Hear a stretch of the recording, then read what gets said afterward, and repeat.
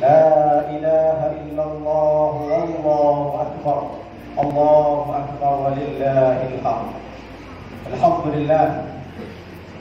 لله على نعمه في هذا الشهر شهر ذي الحجة الذي جعلنا من المسلمين الكاملين وأمرنا باتباع سبيل المؤمنين. أشهد أن لا إله إلا الله وحده لا شريك له الحق المبين، وأشهد أن سيدنا ونبينا محمدا عبده ورسوله الصادق الوعد الأمين. اللهم صل وسلم على سيدنا محمد وعلى آله وصحبه أجمعين ما بعد. فيا عباد الله، أوصي نفسي وإياكم بتقوى الله فقد فاز المتقون فلا تموتن إلا وأنتم مسلمون. قال الله تعالى في القرآن الكريم وهو أصدق القائلين: أعوذ بالله من الشيطان الرجيم بسم الله الرحمن الرحيم يا أيها الذين آمنوا اتقوا الله حق تقاته ولا تموتن إلا وأنتم مسلمون. وقال أيضا في آية أخرى: يا أيها الذين آمنوا اتقوا الله ولتنظر نفس ما قدمت لغد واتقوا الله إن الله خبير بما تعملون. Bersyukur kita kepada Allah Subhanahu wa taala dengan mengucap alhamdulillah wa syukurillah bahwa pada hari ini kita semua diberikan kesehatan yang baik, kesempatan yang baik sehingga kita bisa melaksanakan dan menunaikan salat sunnah Idul Adha. Kita berharap, kita memohon kepada Allah Subhanahu wa taala mudah-mudahan salat Idul Adha yang telah kita tunaikan tadi menjadi salat Idul Adha terbaik dari sekian salat Idul Adha yang telah kita tunaikan setiap tahunnya, menjadi salat Idul Adha terbaik yang setiap doanya, gerakan salatnya dan khutbahnya insyaallah akan meninggikan derajat kita nanti di sisi Allah. Amin ya rabbal alamin. Berselawat kita kepada Rasulullah sallallahu alaihi wasallam dengan mengucap Allahumma shalli ala sayyidina Muhammad wa ala ali sayyidina Muhammad. Jemaah hadirin wal hadirat, mari kita hidup berkah dengan salawat. Kenapa? Karena doa tanpa salawat tidak sampai ke Allah. Salat tak ada. Hikmah tentang Idul Adha tidak hanya sekedar menampilkan sembelihan hewan kurban saja yang dilangsungkan setiap tahunnya. Bahkan terkadang ada sebagian orang memaknai dengan Idul Kurban itu hanya sekedar ritual tahunan saja. Tapi di balik itu ada pesan-pesan yang penting dari hikmah-hikmah yang istimewa, yaitu tidak lain kembali kepada perjalanan spiritual kakek buyut Nabi Muhammad SAW, yaitu keluarga besar Nabi Ibrahim alaihissalam dan putranya Ismail alaihissalam. 30 generasi sebelum kelahiran Nabi kita, Nabi besar Muhammad SAW, kisahnya masih diabadikan dalam Al-Quran, bahkan sampai pada zaman digital hari ini. Bahkan diuntayan dalam hadis-hadis sunnah Rasulullah SAW.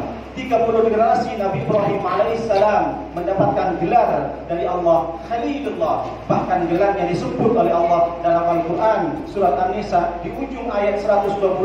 Bagaimana Allah menyampaikan? Perhatikan kalimatnya. Wattakhadallahu Ibrahim khalila.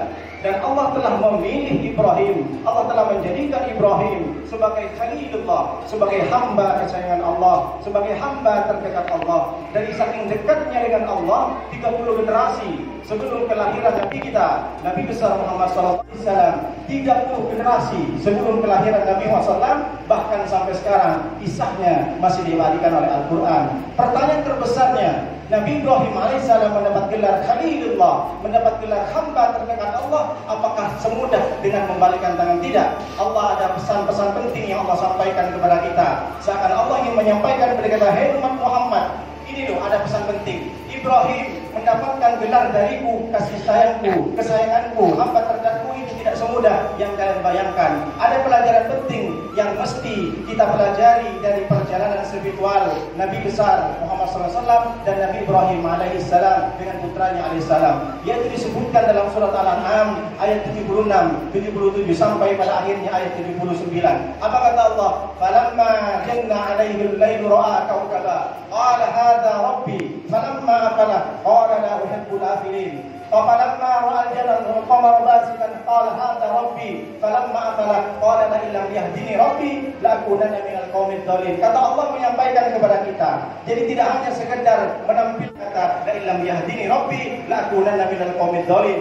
Tak mungkin ya Allah kalau Tuhan ini mesti akan memberikan aku hidayah. Berarti ini bukan Tuhan saya, maka tunjukkan kepadaku ya Allah. Kata Ibrahim, bagaimana Tuhan yang sebenarnya? Pada akhirnya puncaknya Ibrahim menemukan Allah dengan sebenarnya yakin dalam dirinya. Perhatikan kalimatnya di ayat Al-An'am ayat 79. Bagaimana kata Ibrahim? Inni wajjahtu wajhiya lilladzi fatara samawati wal arda hanifan wa ma ana minal musyrikin. Sesungguhnya aku menghadapkan wajahku kepada Zat yang telah menciptakan langit dan bumi, lalu kemudian aku mengikuti agama yang lurus, agama yang tegak. Ketika itu aku tidak akan menjadi orang-orang yang musyrik. Ketika Nabi Ibrahim sudah mengenal Allah dengan dirinya, sudah memantapkan dirinya, sudah memahami esensi bertauhid, sudah memahami esensi bersyariat, sudah memahami esensi bersyariat, menyembah kepada Allah, yakin dirinya, maka semakin dekat dengan Allah. Ketika dia sudah dekat dengan Allah, maka dia siap diperintah oleh Allah. Ibrahim berkata, inna salati wa nusuki wa mahyaya wa mamati lillahi rabbil alamin la syarika lahu wa bidzalika umirtu. Kata Ibrahim, sesungguhnya salatku, ibadahku, kemudian hidupku dan matiku dimiliki Allah, maka wa bidzalika umirtu, aku siap diperintah oleh Allah Subhanahu wa taala.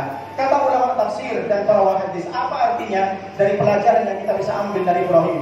Artinya kalau kita ingin dekat dengan Allah, naik statusnya di sisi Allah, kemudian dimuliakan dunianya, dijamin akhiratnya, maka hal yang pertama yang perlu kita lakukan, jangan hanya sekedar kita beragama, tapi kita tidak dekat dengan Allah. Sudah berapa lama kita hidup di dunia ini? Sudah berapa lama kita banyak beribadah, tapi kita tidak paham dengan ibadahnya. Jangan hanya sekedar kita mengaku Muslim, jangan hanya sekedar kita mengaku Allah adalah Tuhan saya, Muhammad adalah Rasulullah SAW, tapi sampai sekarang kita tidak paham dengan ibadah yang kita tunaikan. Oleh karena itu, jangan-jangan kata Al-Quran, kita tidak khusyuk dalam Al-Quran, kita tidak bisa menikmati sholat itu, bukan karena kita tidak menikmati dan melaksanakan sholat, tapi karena kita tidak paham dengan apa yang kita baca. Coba perhatikan, sudah berapa tahun kita hidup? 30 tahun, 40 tahun, 50 tahun, 60 tahun, atau bahkan melebihi dari standar kotor kehidupan.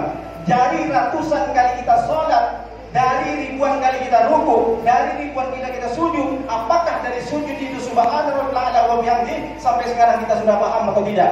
Apakah kita sudah tahu Allah untuk diampuni dosa kita? Kita minta kepada Allah, mudah-mudahan kita disembuhkan dari segala penyakit. Tapi kita tidak paham dengan apa yang kita wajar. Ketika orang sudah sholat takbir, dia tidak merasa bahwa sholatnya sudah 3 rakaat. Tahu-tahu dia sudah iktidal, tahu-tahu dia sudah tahiyat akhir. Maka oleh karena itu pelajaran yang kita ambil dari Ibrahim, bagaimana cara kita memahami belajarnya Nabi Ibrahim. Nabi Ibrahim adalah Nabi yang sudah dijamin surganya, yang sudah dimuliakan di dunianya, bahkan dimuliakan karena dia adalah bapak Nabi. Kenapa? Karena dari istrinya Siti Sarah melahirkan banyak Nabi dan Rasul. Ishak, Yakub, Yusuf, Ayub, Sulaiman, sampai ke Daud, sampai ke Isa. Di atasnya ada Maryam, bapaknya Ali Imran yang disebutkan dalam Al-Quran. Kesampingnya ada Nabi Zakaria.